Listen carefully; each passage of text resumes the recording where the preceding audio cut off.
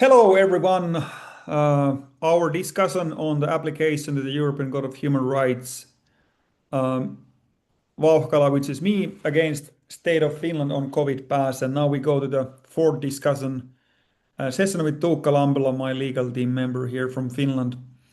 And yeah, let's dive right into this. Tuukka, how are you doing today? Is the summer already in the north? Yes, it has basically arrived here. It's been more than plus 10 degrees. Very nice. And everything's good here. Yeah, it's like a Yes, Riviera, you know. yes.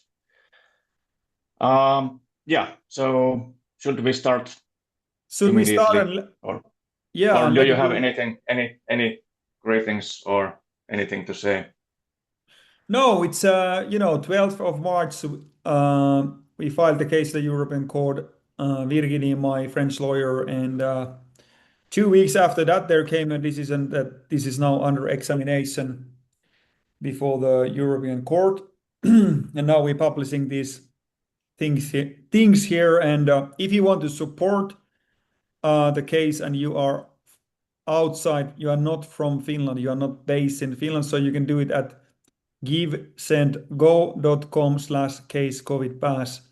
And would appreciate you can donate €10, €20, €50, 100, whatever you feel comfortable. Thank you for that. And now we're gonna go the section D here on the violation of Article 9 of the Convention, freedom of thought, conscience, and religion. Tuukka, go ahead. Yes, thank you. So this is our last main section of this letter to the Court of Human Rights. And last time we talked at least about medical ethics and the Article 8, which protects the private life. And today we should have a at least shorter episode than last time because we have only 3 full pages, a little more than 3 full pages.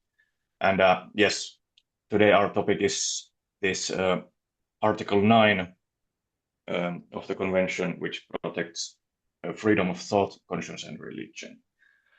So maybe we just start reading here, and if you, Mika, have any questions or comments, feel free to interrupt. Yes. So, okay, Virginie says here that generally speaking, freedom of thought, conscience, and religion is regarded as one of the cornerstones of a democratic society.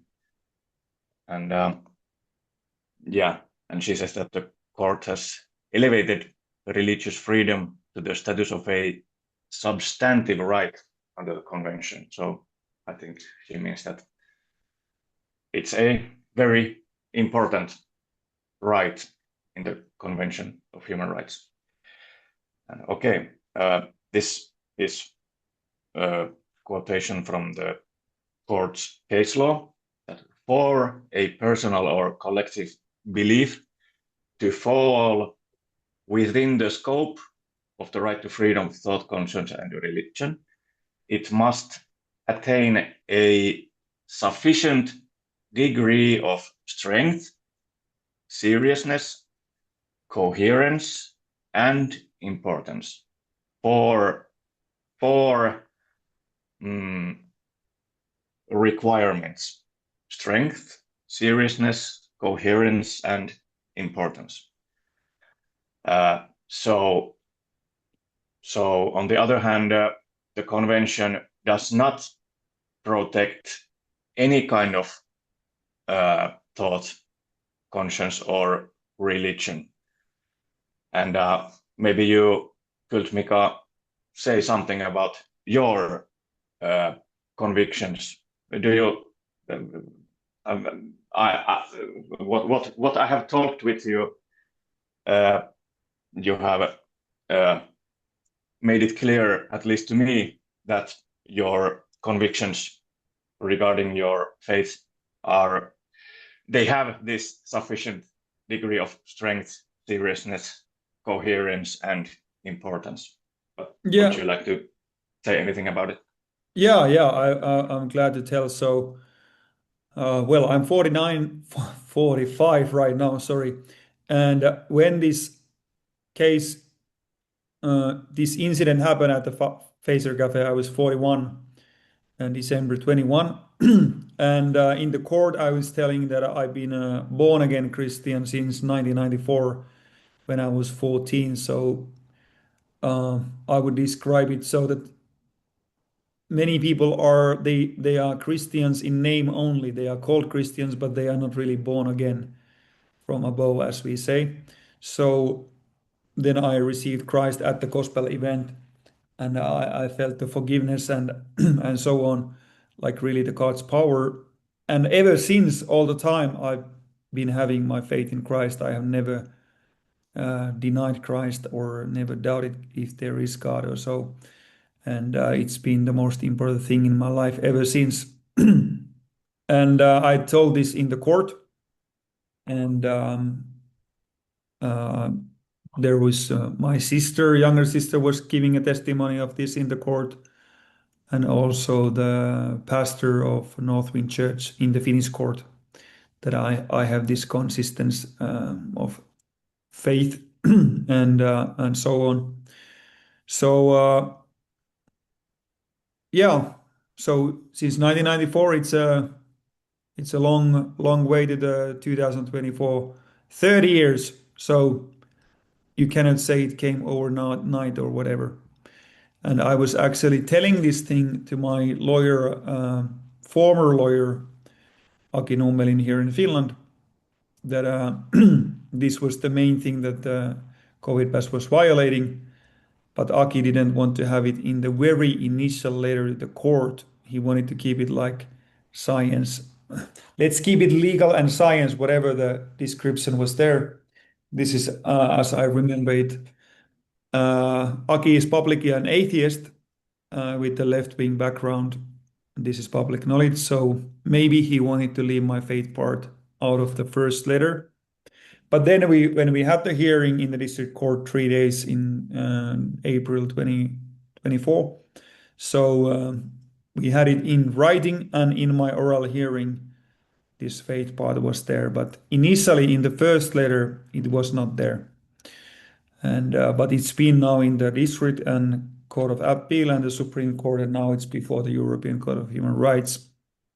And yeah. And there are many people who can testify to this. I'm far from perfect man or the perfect Christian, but I still am. So yeah, that's in short. In short. Yes, thank you. Yeah, okay. If we continue, indeed, religious and philosophical convictions relate to individuals' attitudes towards the divine, in which even subjective perceptions may be of significance, given that religion form a very broad dogmatic and moral framework which has or may have answers to any question of a philosophical, cosmological, or ethical nature. In certain situations, an individual may, in exercising their freedom to manifest their religion, have to take account of their particular circumstances, whether of a professional or contractual nature. And as you can see, Virginie has referred here to plenty of cases of the Court of Human Rights to enforce on the arguments here. The state's duty of neutrality and impartiality is incompatible with any discretion on its part as to the legitimacy of the beliefs in question or the manner in which they are expressed. So what this means, that the state should not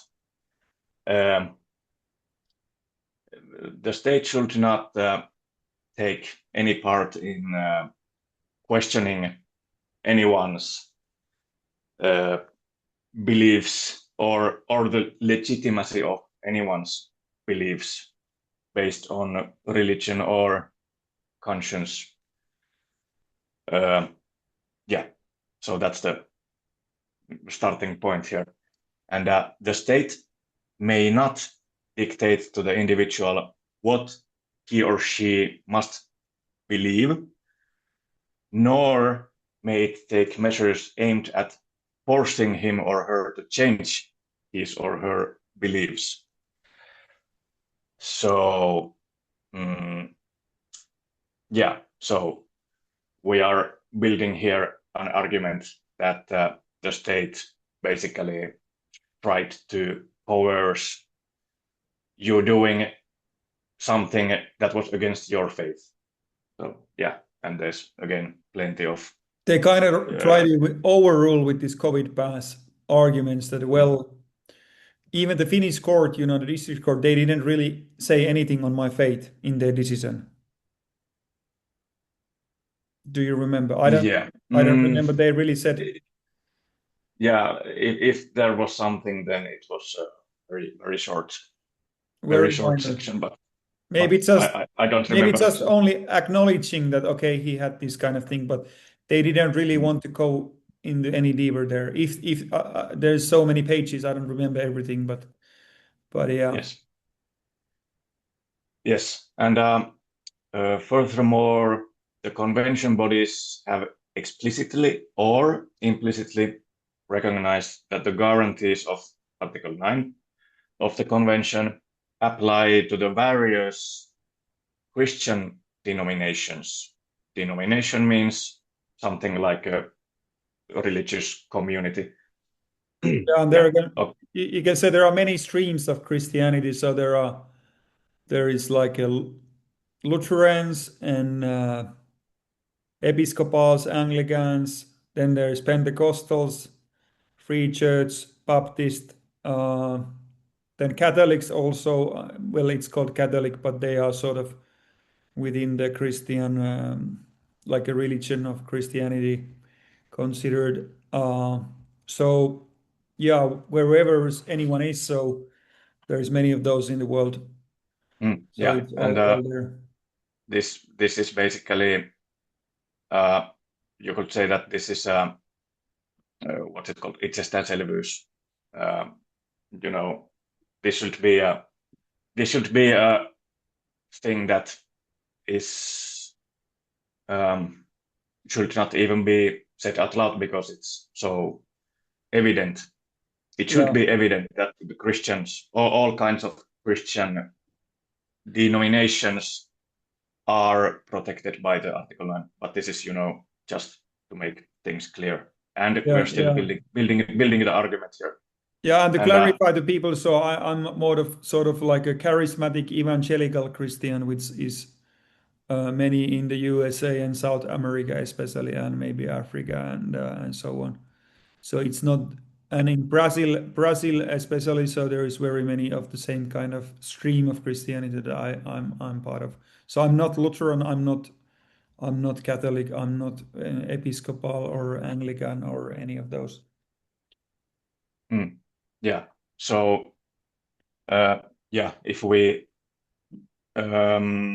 take note of these cases of the convention bodies, then every Christian lineage should be protected by this Article 9.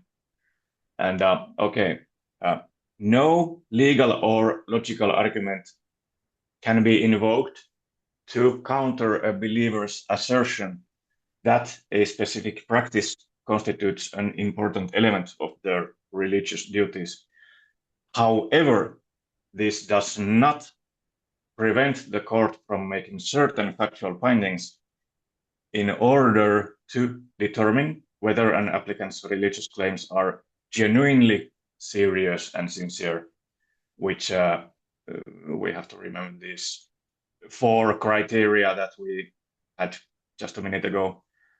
The belief has to attain a sufficient degree of strength, seriousness, coherence, and importance. And so this is what we are referring to here, whether an applicant's religious claims are genuinely serious and sincere. And where the applicant complains that domestic law provides for a penalty for conduct which he intends to engage in, and which he considers to be protected by Article 9, he may claim to be a victim, so-called victim of interference, within the meaning of Article 39 of the Convention, even in the absence of an individual enforcement measure, if he is compelled to alter his conduct on pain of prosecution or the fear of prosecution or some penalty, or if he belongs to a category of persons likely to suffer the direct effects of the legislation. And so this is actually quite important. Actually, I think I have in mind this one case of the Court of Human Rights, which was, I think, in Great Britain. That I think it was that there was some legislation that I think it was it somehow made possible for police or some officials to basically harass homosexual people. I don't remember the details, but there was this basically possibility that the officials in Great Britain could have used against homosexuals. And this went to the Court of Human Rights, and the court said that only the existence of this law was enough for the court to say that there was so that the convention's rights were siis loukata. Mikä se oli se sana? Violated, yes. Yeah. So the point here is that even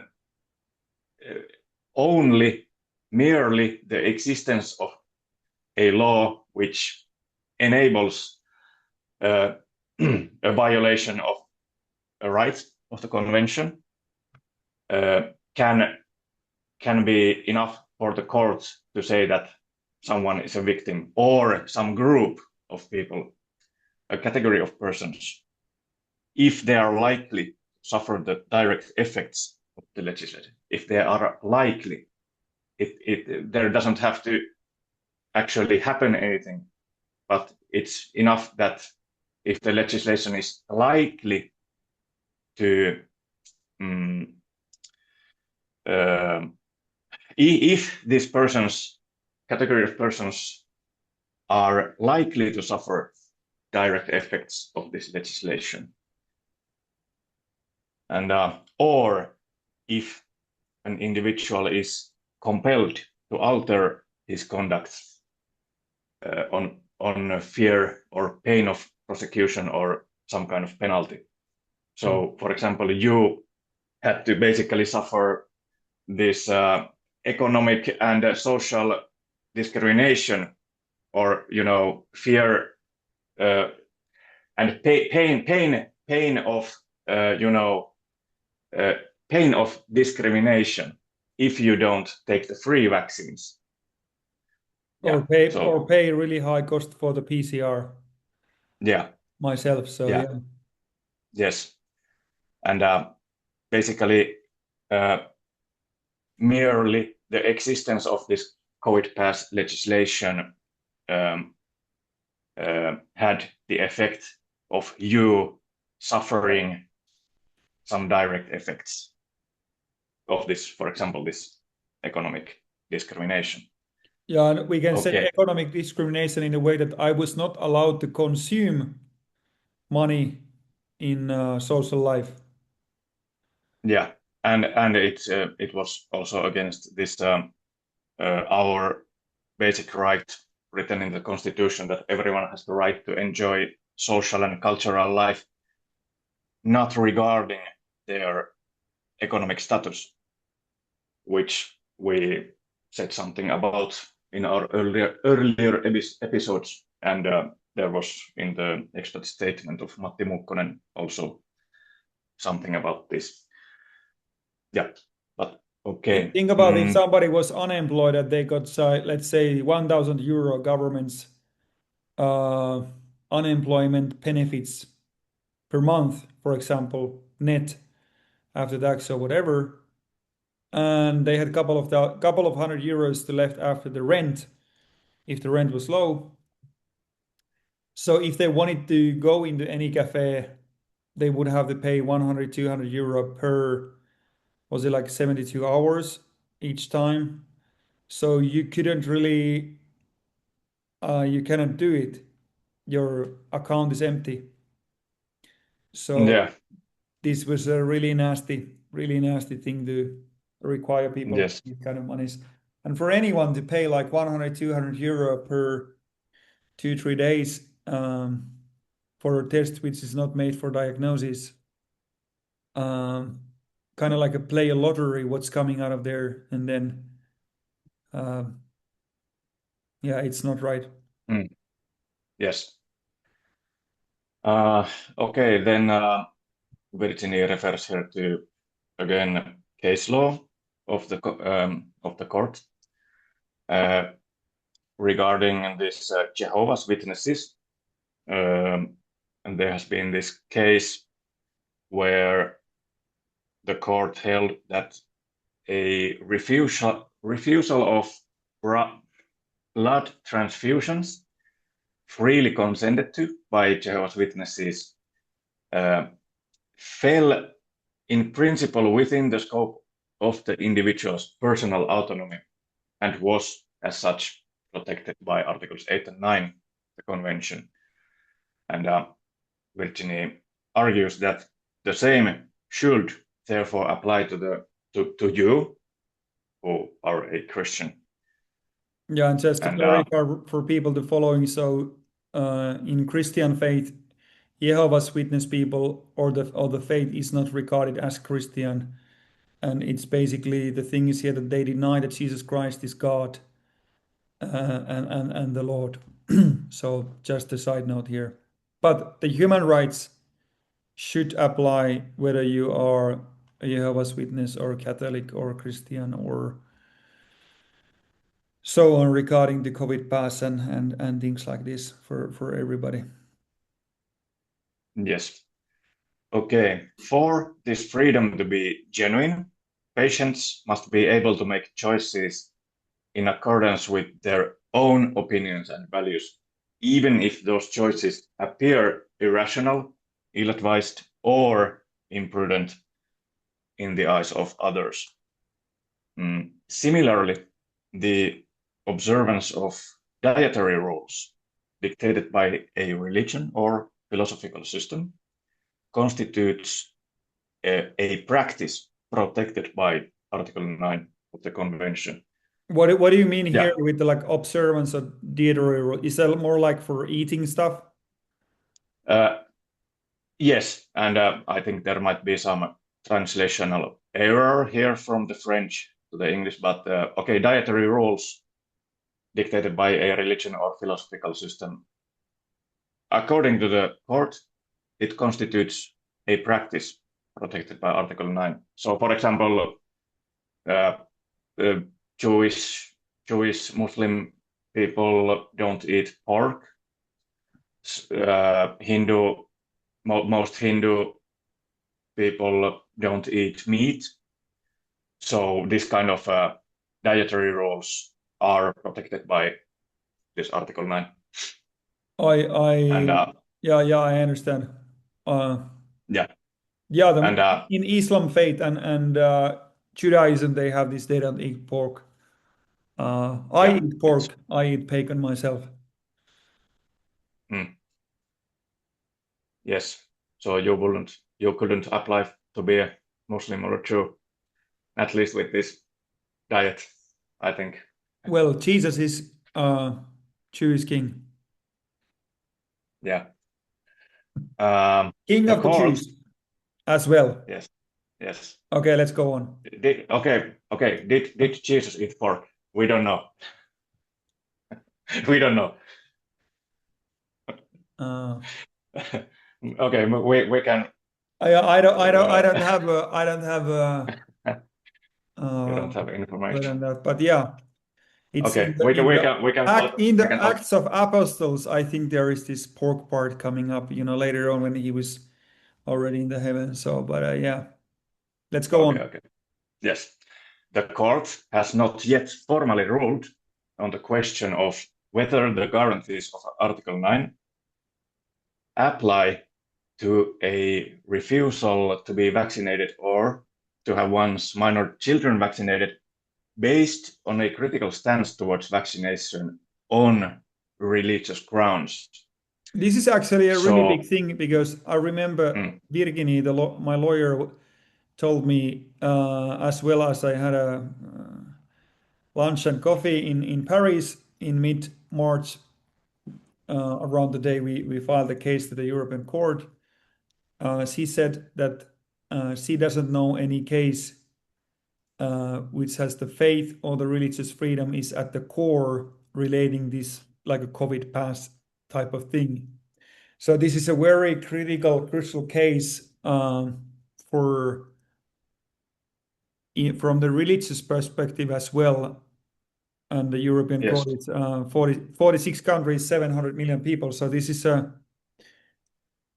really like a really big thing, really big thing. yes, yes, yes. This has, in many ways, this case has, I think, extremely um, uh, extreme potential for, for a president.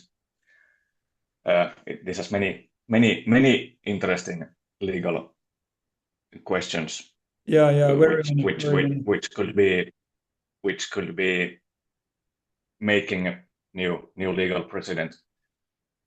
And anyhow, the court requires a proportionate justification to permit any interference in any right guarded by the convention. But now we are talking about this freedom of religion and conscience. And in the case of Lindholm and estate after Leif Lindholm versus Denmark, some Lindholm versus Denmark at the Court of Human Rights, the court condemned the refusal to grant exemptions on grounds of sincere religious objections, such as those held by Jehovah's Witnesses. Denmark has refused to grant exemptions on grounds of sincere religious objections. And the Court of Human Rights said that that was not cool, Denmark. You did wrong. So the rule that we could pick up from here is that, and this is actually quite new case, 24, 2 years ago. So a little less than 2 years ago, this Lindholm versus Denmark. So basically the legal rule that could be picked up from here is that, we don't know the details right now, but at least some kind of a rule can be picked from here that the state should grant exemptions on grounds of sincere religious objections. Okay. And the court's task, if a case comes before it, is to determine whether the measures taken at the national level are justified in principle and that they are proportionate. And this proportionality we talked in depth last time, or last or the time before that. But so let's go through this quite quickly. For a measure to be considered proportionate, it must first be established that it does not restrict the rights which the person concerned derives from Article 9 to an extent exceeding what is necessary to achieve the legitimate aims pursued. And there's actually some translation error here, but this means that there must not exist any means of less intrusive or radical measures that could achieve the legitimate aim pursued. And so then this section 2 of the Article 9 of the Convention implies that any interference with the exercise of the right to freedom of religion must meet a pressing social need. And it must not exceed what is necessary, any action, and it must try to achieve a legitimate aim, and any interference must meet a pressing social need. And with the COVID pass legislation, there was at least the story of a pressing social need for the COVID pass to be used everywhere and get everyone vaccinated or at least tested for trying to stop the transmission, the COVID. But as we know, and as we have proven, at least the actions were not necessary, so they exceeded what was necessary to achieve the at least basically legitimate aim to try to stop the transmission of the disease. But that's even that we could discuss. Was it a legitimate aim? But but at least the actions done by the state with the COVID pass legislation, they exceeded what was necessary. So very easily. Yes. Okay. It is then for the court to assess whether the interference with freedom of religion is justified in principle and whether it is proportionate to the legitimate aim. Having regard to the margin of appreciation enjoyed by the national authorities in this area. And we could recall from our earlier or the one before that episode where we discussed the derogation clause. And if Finland will have applied for the derogation clause, then the margin of appreciation that the state of Finland would have so-called enjoyed in the eyes of the court, it would have been much larger. So state of Finland would have had a different set of criteria that the court would have used in the review of the actions. And and where a particularly important aspect of an individual's existence or identity is at stake, the margin of appreciation afforded to the state is more limited or even more limited. And furthermore, the quality of the parliamentary and judicial scrutiny of the necessity of the measure carried out at national level is of particular importance, especially in determining the application of the relevant margin of appreciation.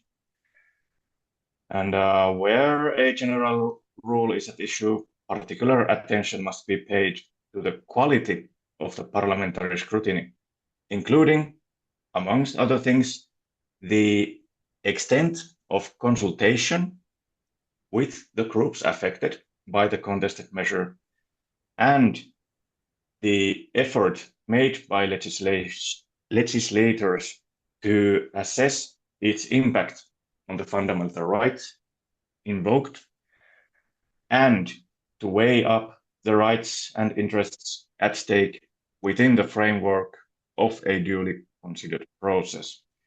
And this we could mention again the expert statement of Matti Muukkonen, where he said that the state of Finland did not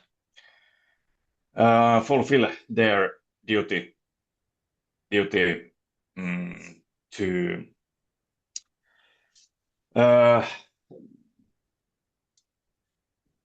to assess all this in the parliamentary and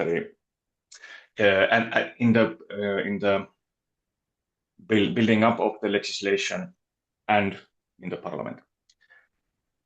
Yeah.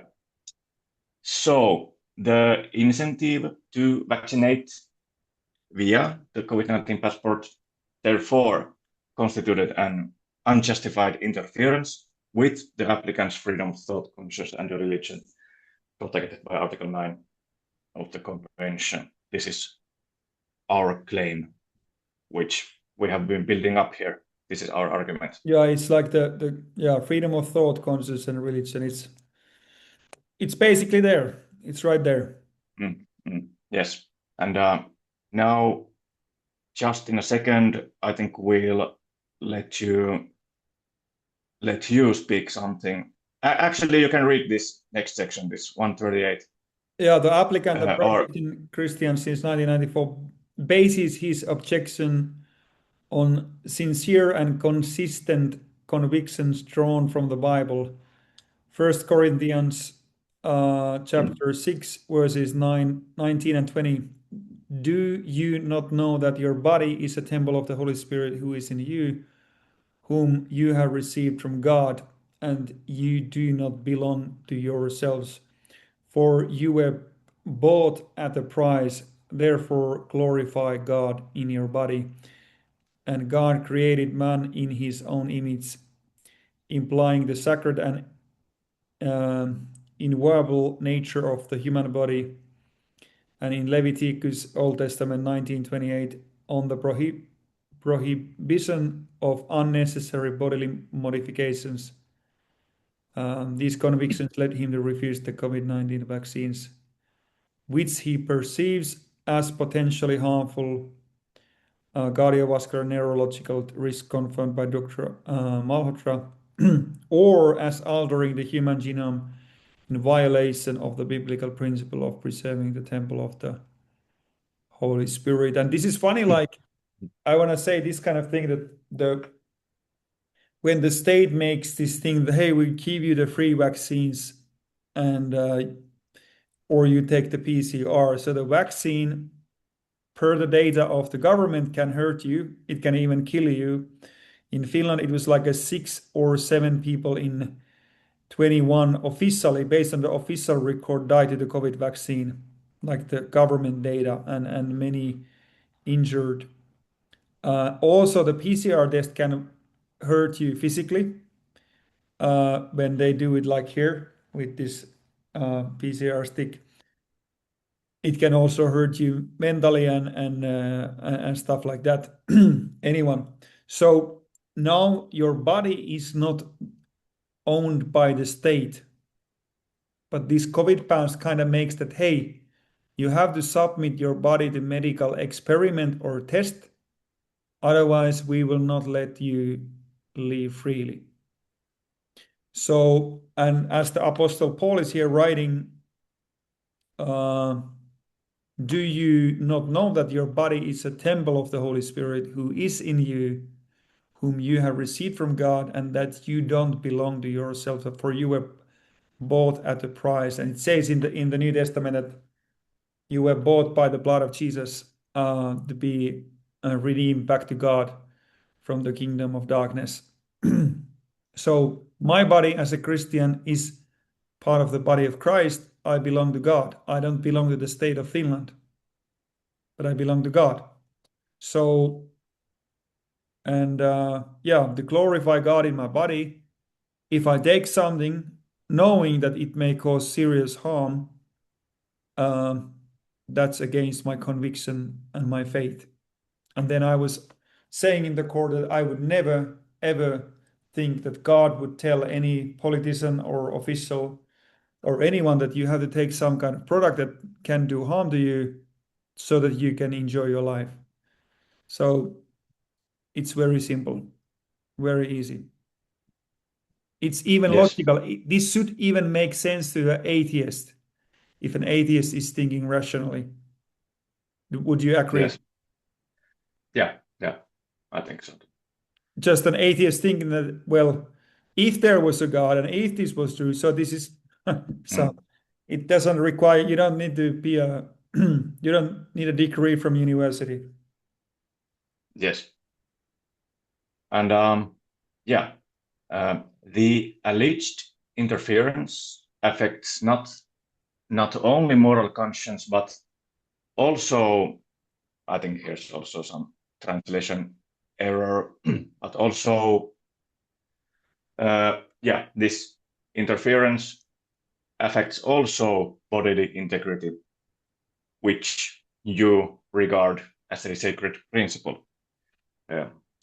The fear of genetic modification, even if hypothetical, touches upon the sphere of conscience and religious freedom protected by Article 9.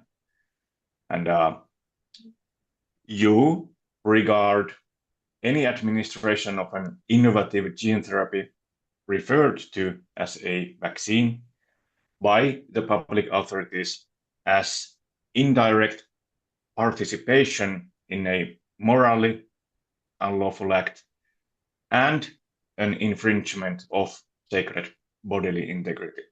Do you still agree with this? Yes. Yes. The court protects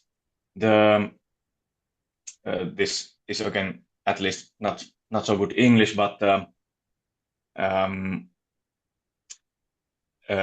body as inviolable. So okay, the principle of protecting the bodily integrity. The court protects this and freedom of conscience, even if the scientific risk is uncertain. And there's some case law again here. That's very powerful, Of the actually. court. Like, even if there was no risk in the vaccine, as there is, so the court protects the perception of the body as inviolable and freedom of conscience. So that's really powerful. Yes. And then, okay, here's again something about the medical ethics. As confirmed by these experts that last time we had about this and we mostly skipped it, but we can grab from here that this Professor Ivy has said in 1947 that he believed that the Hippocratic Oath teaches a fundamental truth that is valid for all time, namely respect for life. Just as the principle of the Golden Rule teaches a morality and ethics that are valid for all eternity and for all time. Yeah, and okay, we come again back to Matti Muukkonen, a doctor of law, who pointed out that this COVID pass legislation made no provision whatsoever for exemptions on religious grounds, whilst it did protect institutional religious bodies. Okay, we had this at least, I think, in our first episode, so we can skip that for now. And Dr. Claire Craig, in her expert statement, identified the specific religious and ethical grounds underpinning your conscientious objection, all of which are consistent with Christian moral theology, including the use of human cell lines derived from aborted fetal tissue in the testing and manufacture of these COVID vaccines, and the deployment of new technologies for which long-term data on human safety were not available, these mRNA vaccines, and the nature of these products as gene therapies, which differs from traditional vaccines. Yeah. Yeah. So, and maybe we'll have an episode dedicated to first Matti Muukkonen's statement, and I think we should also have an episode or two, or as many as necessary, for Claire Craig's testimony also at a later point. Yeah, it's very excellent. And Yes, the next one is very good. This 144. Christian moral teaching affirms that act of self-sacrifice or service to others have moral value only when they are freely chosen. Freely chosen. A gift cannot be imposed, which is in line with the principles of medical ethics regarding consent to a medical procedure. So, if the vaccine worked, I make an argument here. And if they were saying that you have as they were saying, that you have to take this for your neighbor, for your grandma, whatever. And the Bishop of Helsinki, Teemu Laajasalo, 18th October 21 said in Helsingin Sanomat, the main magazine in Finland, or one of the biggest, that unvaccinated person is responsible for the suffering and death of her or his neighbor.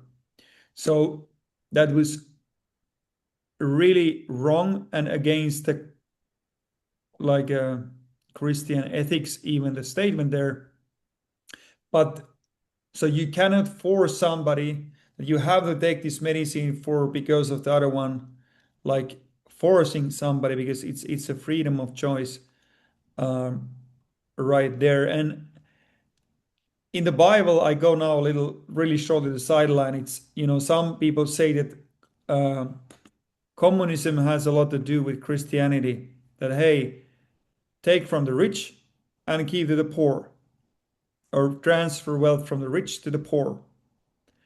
So the difference is here that in Christian faith, it's you freely give if you have something. But in communism, I make a shortcut here, the state takes from you whether you want it or not, and then spreads it around as it seems fit or whatever. So Christianity is you give upon free will, upon free choice of what you have, but the communism is like the state takes from you whether you want it or not, and then distribute. So it's a big difference. So Jesus was not a communist. Okay, I would say he was not a communist, but he was helping poor also. Yeah. But okay, that was a little sideline, and then yeah. So maybe 145. So we are at the very end. So this is just Virginie refers here to, again, quite fresh international legal scholarship from 24, which criticizes the lack of accommodation for religious beliefs as undermining the balance between public health and fundamental freedoms. And actually, yeah, so this is the name of the article. Religious discrimination found in COVID-19 vaccine mandates. And yeah, so, okay, I am very happy to hear actually that these kind of topics have been researched in the international legal community. And here is one more quotation that the absence of exemptions for religious beliefs may violate Article 14. So this Article 14 was the discrimination, and this was religious discrimination, this article about. Particularly if the measure is not strictly necessary. And we have argued here quite a lot that the COVID pass legislation led to many measures that we have argued plentifully that they were not strictly necessary. And yeah. And even make this comment here that if the COVID pass really was working out and if it was really necessary to be in Finland or elsewhere at use largely and demanded. So me and you and many others who didn't take the vaccine, so we should have been then excluded from all kind of everyday life, even going to the grocery store, because you would be a danger to anyone next to you in the line to pay for groceries, whatever. Like, if it was really necessary, if it for real it was protecting people, whatever. As we know. But the argument was that the legislation was proportionate because it didn't because it allowed people to go to grocery stores and other pharmacies, this kind of necessary places that you have to visit to just stay alive. But yeah, but it's not an argument that sustains strict scrutiny, I think. Yeah. Okay. By offering no exemption for such sincere religious beliefs, Finnish legislation about this COVID pass has failed to meet this fundamental requirement and has been responsible for a disproportionate and unnecessary interference in a democratic society. Yes. On the basis of all these factual and legal grounds set out above and in the application form, you, Mika, request the European Court of Human Rights to take into account the significant harm suffered by you and to sanction the manifest violation of your most fundamental freedoms and rights by awarding just, fair, and appropriate satisfaction. Yes, and some ending notes about Virginie to the court. Okay. Yeah, that's I think that's through. very beautifully worded. Remaining at your disposal. Thank you in advance for your attention. Please accept, members of the court, the assurance of my highest regards. Paris, 11th March 2026. Virginie Araujo on behalf of the applicant. So there it is. There it is. Yeah. So yeah. So this has it all basically that at least 98% that we have sent to the court. This has all the major legal arguments that we have 20 pages, and you can find this English version on my X at Mika Vauhkala on X articles, and then also on my Facebook Mika Vauhkala. It's as pinned post.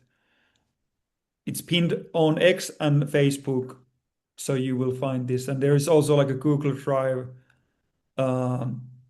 link also on X article within there, and then at the end, and then on Facebook there is a link to that as well. So you can freely share this anywhere.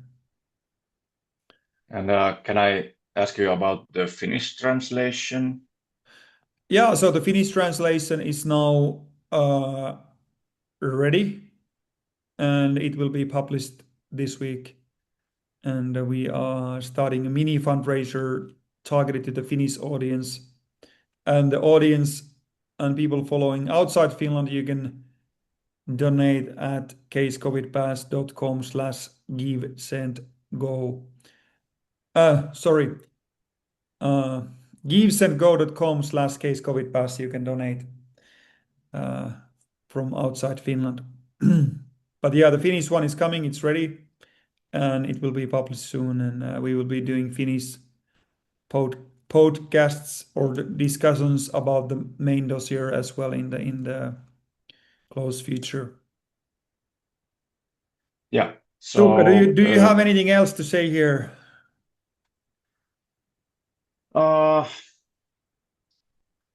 Well, regarding your case right now, so yeah, maybe we should say that we are planning to continue with this kind of podcast series with at least Matti Muukkonen's statement.